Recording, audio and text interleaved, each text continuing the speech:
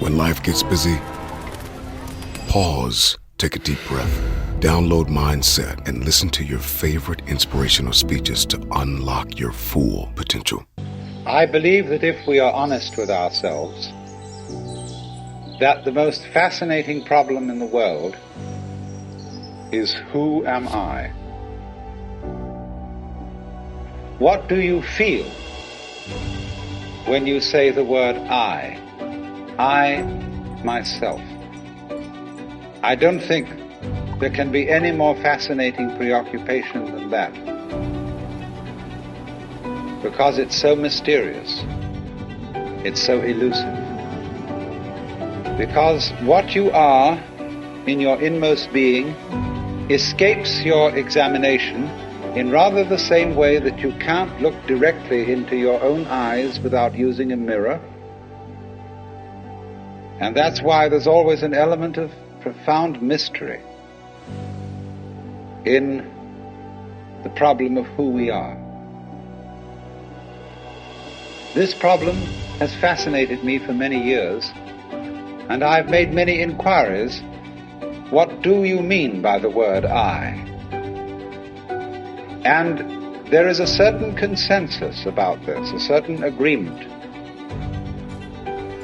Most of us feel I, ego, myself, my source of consciousness, to be a center of awareness and of a source of action that resides in the middle of a bag of skin.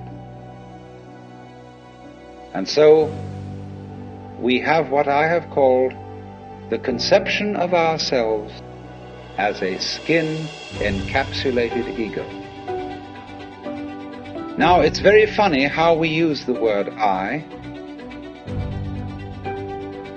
If we just refer to common speech, we are not accustomed to say, I am a body. We rather say, I have a body. We don't say, I beat my heart, in the same way as we say, I walk, I think, I talk. We feel that our heart beats itself, and that has nothing very much to do with I. In other words, we don't regard I myself as identical with our whole physical organism. We regard it as something inside it. And most Western people locate their ego inside their heads. It is not so in other cultures. When a Chinese or Japanese person wants to locate the center of himself, here, to what Japanese call the kokoro, or the Chinese call shin, the heart, mind. This, I have concluded, is the ordinary, average conception of what is oneself. And look at the way children, influenced by our cultural environment, ask questions. Mommy, who would I have been if my father had been someone else? You see, the child gets the idea from our culture that the father and mother gave him a body into which he was popped at some moment. Whether it was conception or whether it was parturition is a little bit vague. But there is, in our whole way of thinking, the idea that we are a soul, a spiritual essence of some kind, imprisoned inside a body, and that we look out upon a world that is foreign to us. Now, actually, it is absolutely absurd to say that we came into this world. We didn't. We came out of it. What do you think you are? Supposing this world is a tree. Are you leaves on its branches, or are you a bunch of birds that settled on a dead old tree from somewhere else? Surely Everything that we know about living organisms from the standpoint of the sciences shows us that we grow out of this world, that we, each one of us, are what you might call symptoms of the state of the universe as a whole.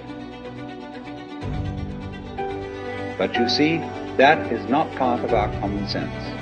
Western man has for many centuries been under the influence of two great myths. When I use the word myth, I don't necessarily mean falsehood. To me, the word myth signifies a great idea in terms of which man tries to make sense of the world. Now, the two images which have most profoundly influenced Western man are, number one, the image of the world as an artifact, like a carpenter's table or a jar made by a potter. Things, all events, all people, all mountains, all stars, all flowers, all grasshoppers, all worms, everything are artifacts. And it is therefore natural for a Western child to say to its mother, "How was I made?" That would be quite an unnatural question for a Chinese child, because the Chinese do not think of nature as something made.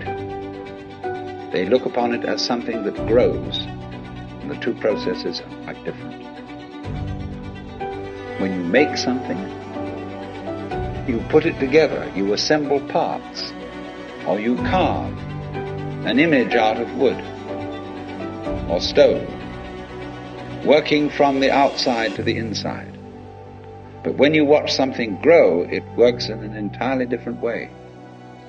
It doesn't assemble parts. It expands from within and gradually complicates itself, expanding outwards, like a bud blossoming, like a seed turning into a plant. We got another myth, the myth of the purely mechanical universe. This was invented at the end of the 18th century, became increasingly fashionable throughout the course of the 19th century and well into the 20th century, so that it is today's common sense. Very few people today really believe in God.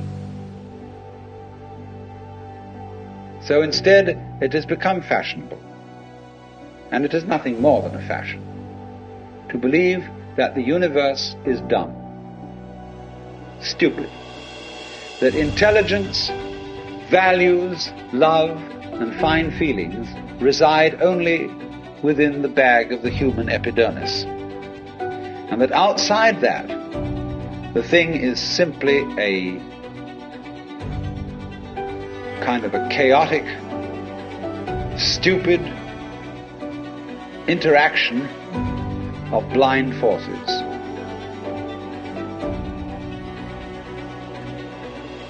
Now, these ideas don't make any sense, because you cannot get an intelligent organism, such as a human being, out of an unintelligent universe. The saying in the New Testament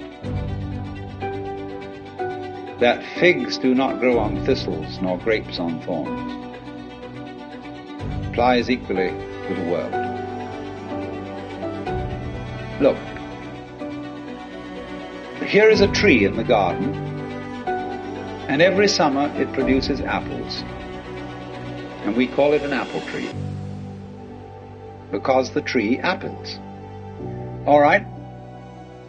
Now here is a solar system inside a galaxy, and one of the peculiarities of this solar system is that at least on the planet Earth the thing peoples, because you see, we grow out of this world in exactly the same way that the apples grow on the apple tree.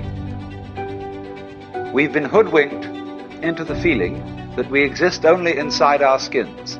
We need to experience ourselves in such a way that we could say that our real body is not just what's inside the skin, but our whole total external environment.